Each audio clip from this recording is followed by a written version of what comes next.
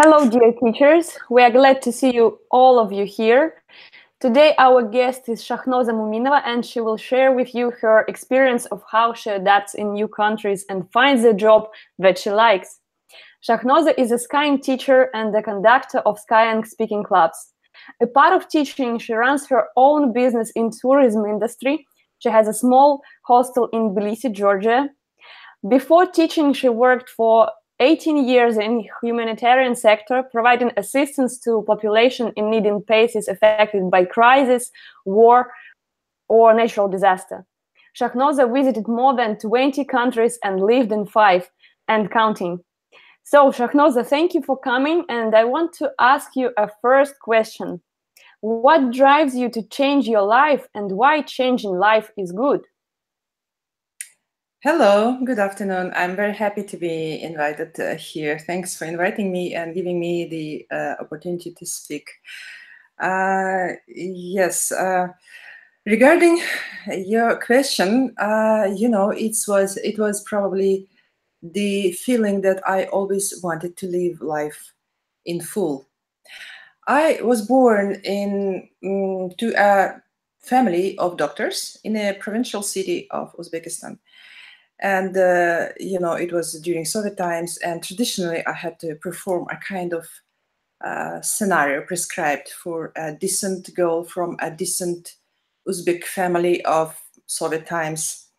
What it implies, it means that after school I was expected to go to the institute, most likely the medical institute, then get a respected job, and get married, have kids, and lead a decent family life. It's true that I did not think much at that time about what kind of life I wanted, but I always felt that that town was rather small for me. I wanted to do something meaningful for the world, these idealistic thoughts of a teenage and childhood. But at that time, we had very little idea of anything like that. And I was only thinking about the two names heard with half of ear, Greenpeace and Red Cross. That's all what we knew at that time. Of course, I had to do some things that were expected by a family and a society. But things were not always smooth.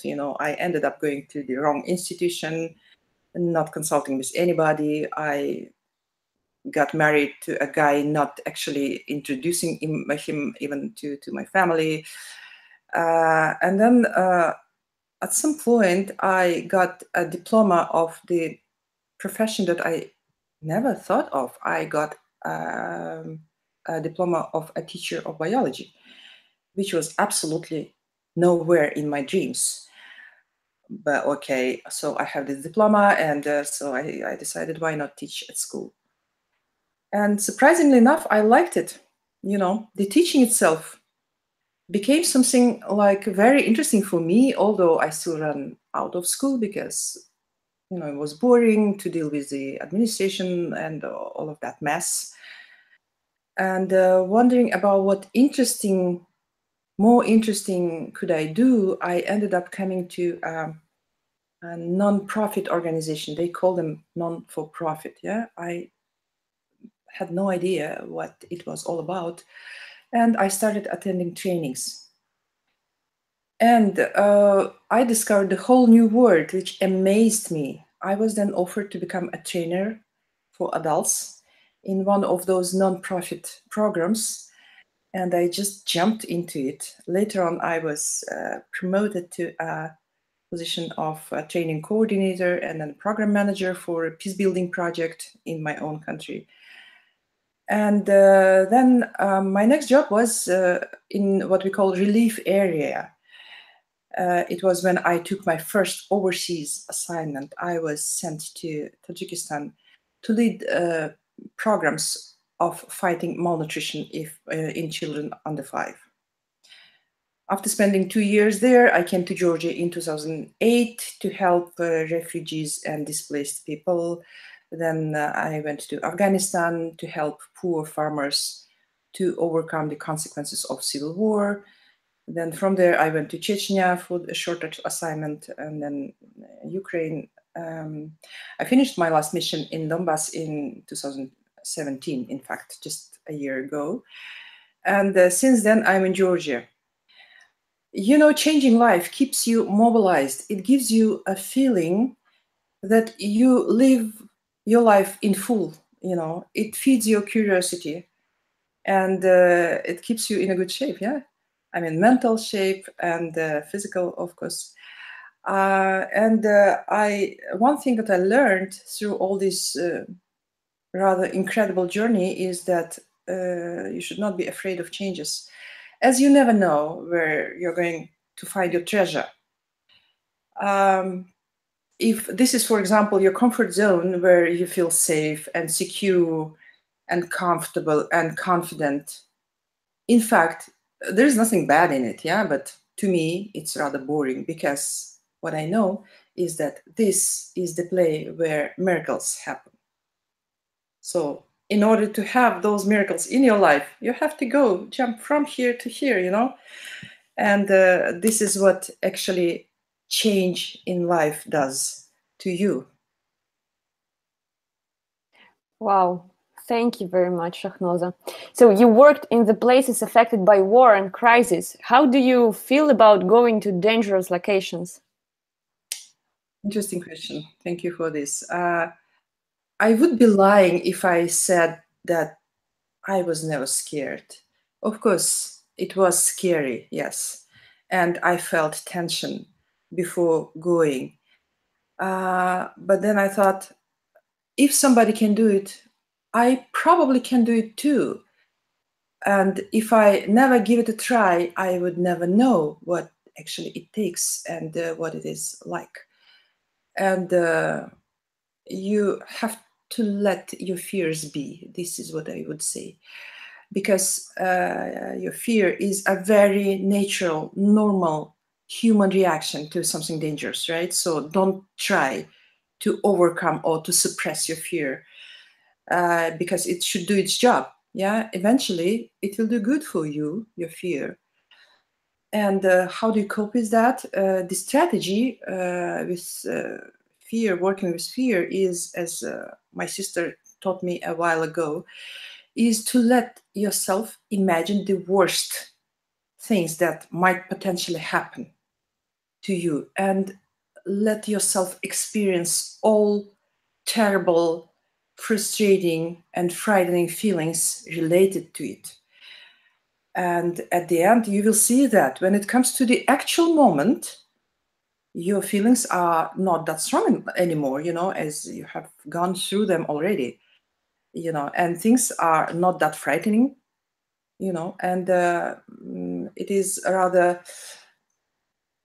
is scary, yes, to go to unknown new places, especially when there is a natural disaster or civil war or some other sort of human suffering.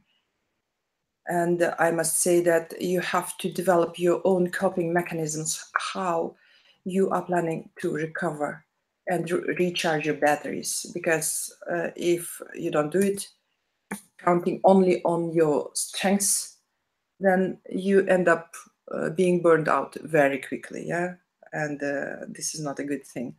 So always have something for yourself. Even in the most dangerous places, you will always have the opportunity to do something pleasant, to be on your own, and then try to get out of the place from time to time, every 3-4 months, like being completely disconnected from the danger and fear related to that place, and go somewhere pleasant, you know, so to enjoy the life, to be back to normal world, and come back rested, safe and sound.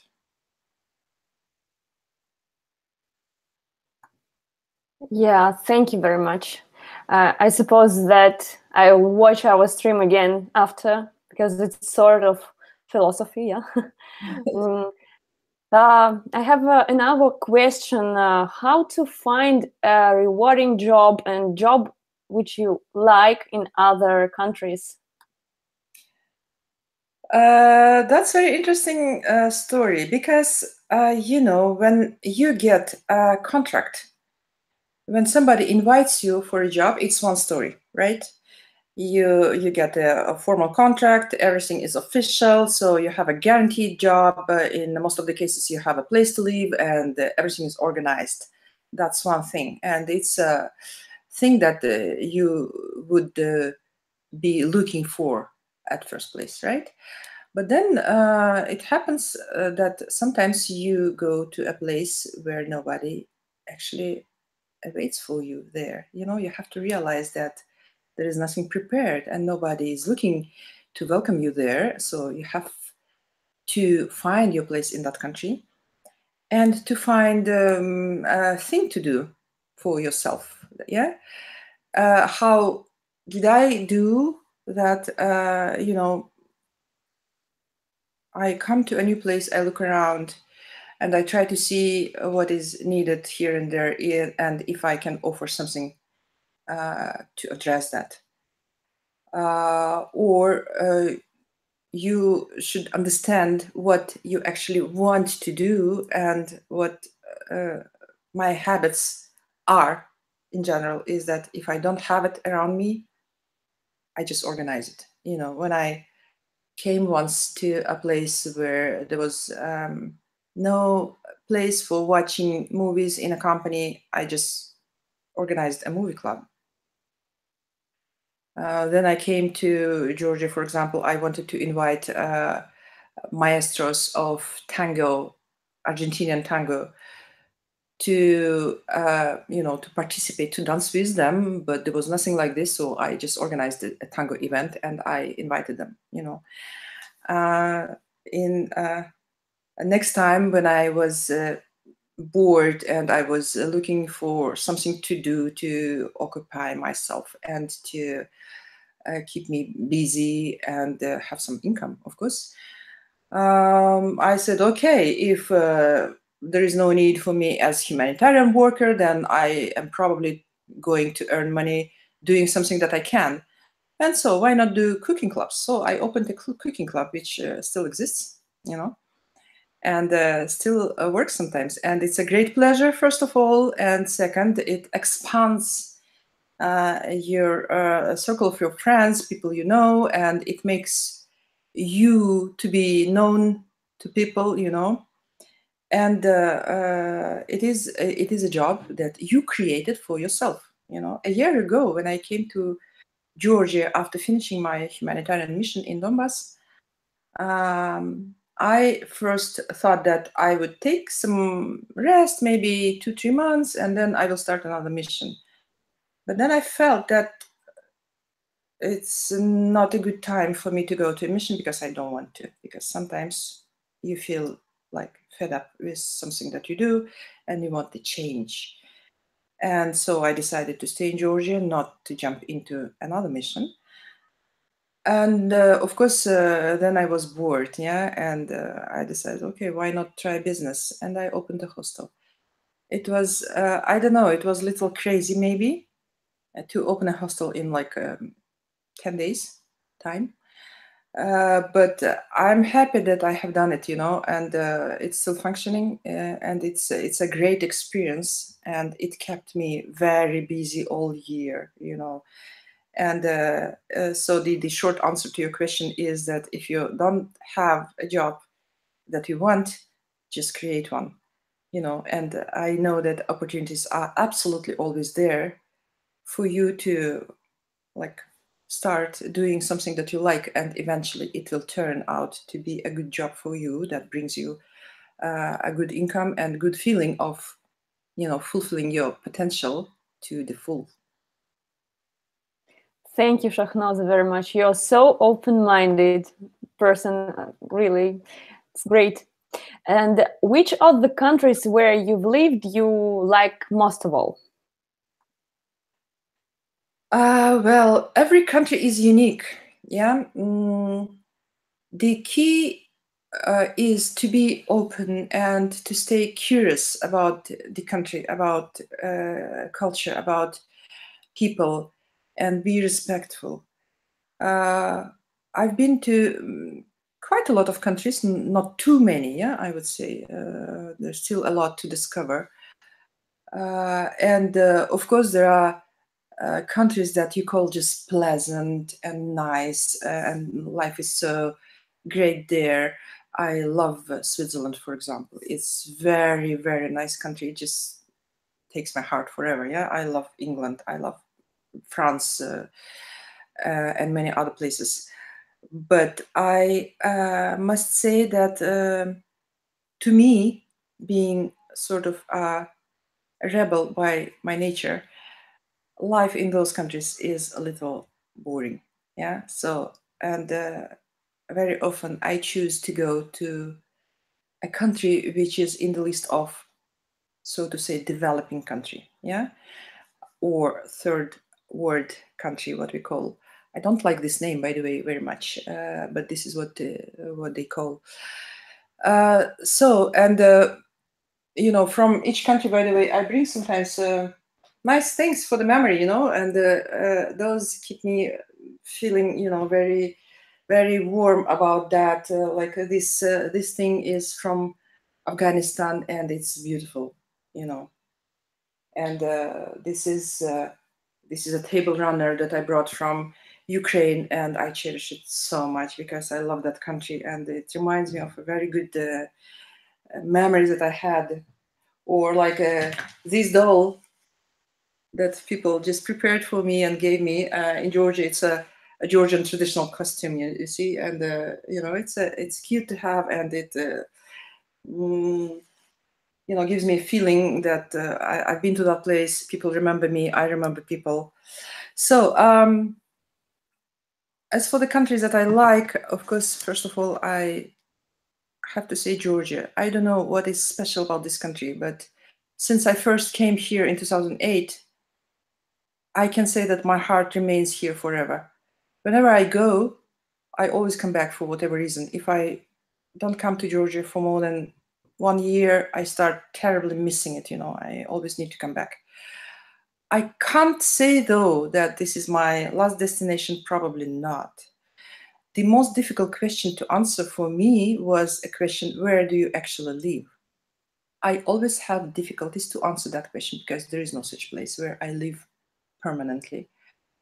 I move around, you know, and right now, yes, I am in Georgia and I enjoy it a great deal. It's a beautiful country, very colorful nature, full of history. The country is full of legends, fascinating culture and cuisine, and wonderful people, of course. And yeah, I like it really, really a lot. But when people ask me if I come here to live in Georgia but for the rest of my life, no, there is no such thing in my life like forever. Nothing is forever. I don't know. I might be coming back. I might decide to settle down eventually in Georgia, or I might choose some other place.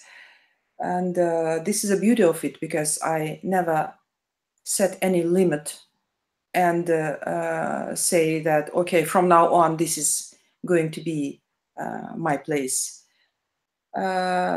Somebody may find it rather frustrating because it is totally understandable that people want some stability in their lives, and so do I. Yeah, sometimes I also think that, okay, isn't it enough at your age? Okay, why don't you just settle down, have your home, and a cat and a dog, I don't know, and the job or pension or something.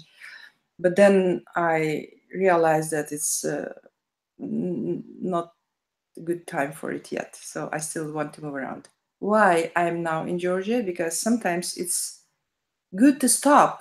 You know, when you're turning around the world, which I did during, I don't know, 18 plus 20 years, you always turn around the world, and it's such a speedy life. You're always like in a train which is going on in a high speed with unknown destination, final destination.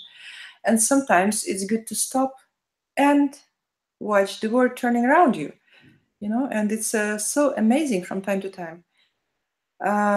So I would suggest not to be scared of going to the countries that we call developing countries. if you are open enough, if you're tolerant, if you are respectful to people, I can say that foreigners are really, really welcomed in most of those countries. People would greet you with open heart if you are open to them. Yeah. And I can say that a job of a teacher is well respected everywhere, in contrary to other jobs such as diplomat, or I don't know, even humanitarian worker, or peace building, somebody engaged in peace building activities. Those could be sometimes under the threat and risky. But teacher, I'm telling you, is respected everywhere. So you should have no fear and go and just trust that it will work for you. But be prepared for some unexpected surprises, nuances that you haven't thought. For example, it could be just really small thing that makes you like wonder how come, and then just accept it because this is what it is. Like in Afghanistan, for example, you go to a house, you offered to live in a nice house. Okay, fine, you rent it. And then you discover that they have a bathroom, for example, in the house, for which they assign like a separate slippers. Yeah. So you have to go to a bathroom and change slippers. So if you don't do it, it's not good. It's not nice. Yeah. So they will not understand you. So you wonder why, because in your place and in other countries, it's not like this, but okay, this is what it is there and you have to accept it. Yeah. So speaking about different countries, I want to say that probably for teachers, China is a very, very good and fast developing and fast growing country right now. It's a huge market, you know, people there they're eager to learn English, and they recruit English teachers from all over the world. And they provide good conditions, you know, so you shouldn't be scared of it. If you are scared, then the good strategy would be just to check if you have a contract, if the company is official, if you have insurance, and most important is that you have the address and contacts of your embassy in that country. Yeah. And then you're safe, then you can experience, but be prepared that sometimes it could be boring. And for this, I always have, like, for example, my painting tools with me, so that at times when I'm bored, I just pick them up and start painting because it's a pleasure. Yeah. Yeah, that's it. Thank you, Shakhnoza. So can you tell us, how did you start teaching English, and have you ever worked as a teacher in other countries? Yes and no. Yeah. So regarding teaching in other countries, I taught in Georgia. Once I came to Georgia, I don't remember even the year. I come to Georgia so many times. And there was no job for me. And then I decided to go to my first profession. And I started teaching biology in one of the international schools of Georgia. And it was challenging because in the past, I taught biology and I learned biology. I studied biology in Russian, right? And here in international school, I had to do it in English. Was it good or bad? I don't know, but it was experienced, and I know that my students loved me and they're still in touch with me. So apparently it was not bad. And as for English, it's a very interesting story how I came to English at all. Yeah, because I didn't know English at first place, because in Soviet school, I don't know how familiar you are with the English teaching system back in Soviet schools. Just to say that after graduating from the high school, I hardly could say anything apart of London is the capital of Great Britain, right? So that was it, basically. And then when I started working as a trainer and then a training coordinator, I realized that my chances of getting promoted in that sphere were limited because of the language barrier, because I didn't speak English that time. And with my Russian, I could get only up to a certain point and not further. And I was well over 30 already, yeah, at that time. And I had a little desperate feeling that the time is gone, you know. I should have learned English when I was younger. I'm too old probably, and I don't have means to pay the teachers. So what I did, I didn't want to give up.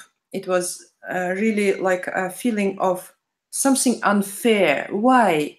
Young boys and girls who are just fresh school or university graduates get higher and better paid jobs comparing to me just because of one fact that they speak English and I don't, you know, and it felt like really unfair.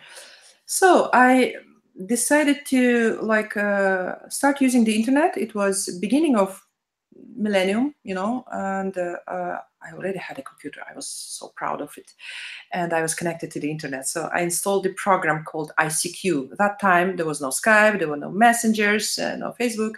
So ICQ, to connect to the world. And I started chatting with everyone here and there from very different countries. And of course, the only language that we could use was English.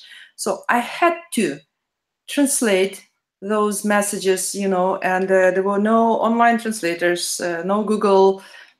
So I had to do it with, you know, with the dictionary and trying to get to understand it. And this is how it all started. So then I ended up taking a job in which I was given an American supervisor. He didn't know any language except English, and I didn't speak English. So there was no choice. Yeah, I was put into the condition of necessity. I had to survive. So this is how I started speaking English, and this is actually how I was obtaining everything that I know in English so far, almost up to now. I never had any formal training, any teacher, any school, and it was quite sometimes even painful experience, I must say. And this is why I do think that learning language with an instructor is a much better way, a lot better.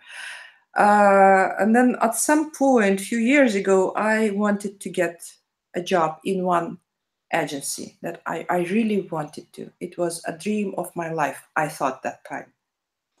And so eventually I was invited to an interview, and it was all good. I was so excited. It was very inspiring because the interview went well, and I thought that I'm almost recruited. And then they offered me to do an English test. And I said, okay, easy. You know what? They said that my level was pre-intermediate. And they cannot take me because the job requires a higher level. It was such a shocking news that I just couldn't take it. I couldn't comprehend it, you know, and I was back in my fears that my English is never good enough, you know, to be recognized as a good worker.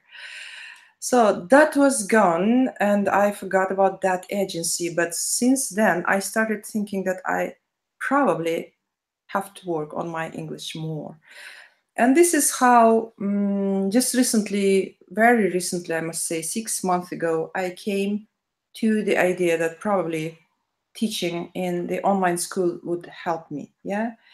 And it really did. It really does still, you know, I still learn. I still try to improve. I still work on my English. But this is something that unexpectedly enough started bringing me such pleasure that I enjoy every single moment of teaching online. You know, if you told me a year ago or 5 years ago that I would find such pleasure in doing online teaching, I would say, tell me about it. I mean, I'm saving the world, yeah? And this is the most rewarding job that anybody could ever think of. So forget about teaching. But now, here I am. I'm teaching, and it's a great pleasure. This is how I came to it. Nice, Shakhnoza. Very nice to hear it. We have a questions from our chat on our YouTube channel. Yulia asks, can I ask where it is better to get money if I want to have my own business? Business requires investments. I think she speaks about business abroad. Business in another country. I would say that it's equal to business in any country, be it your own country, be it a foreign country. Business does require investments, of course.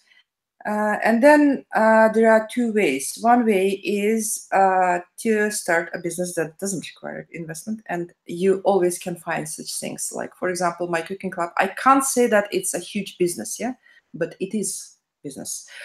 And so the cooking club required almost nothing, yeah, very little investments. So I had to buy some tables, some kitchen appliances, some dishes and products, of course, to start, and that was it, yeah. And then every time with the income, you just accumulate a little more money and develop from there. Or if you want to do something like I opened a hostel, for instance, it does, yes. So you either have your savings or you go for a credit. I had some savings that I was able to invest into my business, but that's only my own, how to say, position, because I never took any credit from any bank, and I don't want to. You may call it a fear, maybe. Yes, maybe it's my phobia. Could be. I just don't want credits. I don't want loans. Yeah, I don't want to be obliged to remember about paying somebody for many years. But I know many people who took credits from a bank or other investments, or they involved some investors into interesting projects. And they're fine, yeah, they're doing fine. They are able to pay back, and their business develops and becomes profitable. But if you take credit, you have to be prepared that it will take few years. It may take few years before your business will start being profitable and justify its investments. I don't know of any other. You can go probably to crowdfunding. Yeah, crowdfunding is now becoming very popular. But if your idea is really, really interesting, or how to say, is raising some very serious social issues, then you have better opportunities to attract money through these crowdfunding platforms. Otherwise, I don't know, really, I never tried. Yeah, thank you. We have another question. I'm thinking of relocation, and I wanted to ask, what about medical care in European countries? I've heard it's very expensive for immigrants. What do you say about it? Yeah, it is. Unfortunately, I can't say a lot in this regard, because whenever I was in Europe, I was there with my contractor of a humanitarian worker. Yeah, and those were European companies, European employers, who, among other things, provided actually the medical insurance. So I was covered by my company. So I never had to pay the insurance myself. So I can't help you with that, but I can say that it's not cheap. Yeah, it depends, of course, of what you want to be covered and how. I mean, different packages, right? It's only now probably that I'm in Georgia. I'm on my own. I work for myself. I have my own business, and of course, I buy my own insurance. Yeah, and in Georgia, it's quite affordable. I can't help you with the information from Europe. I don't know. Okay, so we have, I think, the last question, or maybe not. Victoria asks, why have you chosen Skyeng to work?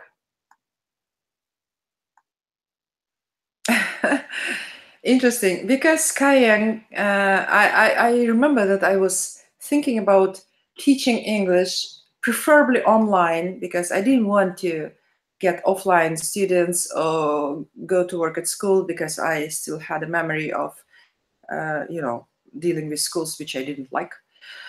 And I was looking for something, and I filled some test somewhere. I don't even remember where. How did I end up in filling that test? I have no clue. Yeah, I don't remember really. But then I got a call informing me that I successfully passed the test, so I'm accepted. I was okay, let's look at it, why not? And when I started, all was unknown, you know, this online platform. What is that? How come that you teach by these prescribed lessons? What is the video call? I mean, everything new, yeah? But then I got all the advantages of it. Now I just love it, and it's very convenient. I don't know if I can find such convenient, well done, smart platforms such as Wimbox at Skyeng. Yeah, and not only teaching. I'm now given an opportunity to conduct speaking clubs at Skyeng. And I can say that it is something that I enjoy so much, maybe even more than lessons, you know, because by my nature, probably I am a public person, you know, who needs to communicate with a lot of people. And I believe that this is what I really want to do, and that I really enjoy. I'm very happy to being given this opportunity. Yeah, thank you. So we have another one question.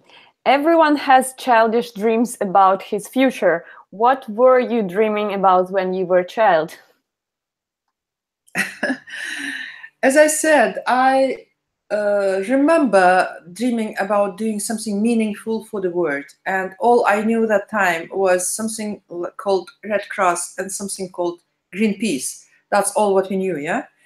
And so I was like, oh, it is such a fascinating thing to go to the open ocean and save whales, yeah?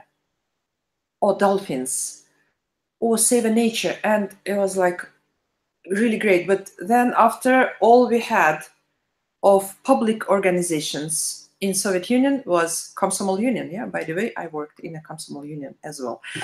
And that was my dream. And when I grew a little older, I realized that it's just a childish dream, and it's really like a fairy tale which is not reachable. Fortunately enough, it didn't turn to be true. You know, I found this dream, and as I was telling you earlier, I actually worked for the organizations who deal with saving the world, saving the nature, helping people, preventing conflicts and stuff. So I can say that I fulfilled my dream, my childhood dream. And it keeps me, you know, happy and healthy and curious, you know, because it's very important for me to keep the curiosity, like not to become, you know, like all disappointed lady who is bored of everything, who knows already everything. No. It's very good to keep your mind open and curious and eager to learn something new. Every moment of life brings you something new, some wonders, yeah. And yeah, when some doors are closed, other doors open in front of you, you know. Yeah, that's the answer. Thank you, Shakhnoza, very much. I definitely will watch our stream again later. Thank you for such inspiration, and hope to see you again someday here with us. Thank you very much, Shakhnoza. Thank you for giving me this opportunity. Thank you. I appreciate. All the best to everyone. Goodbye. Bye. See you.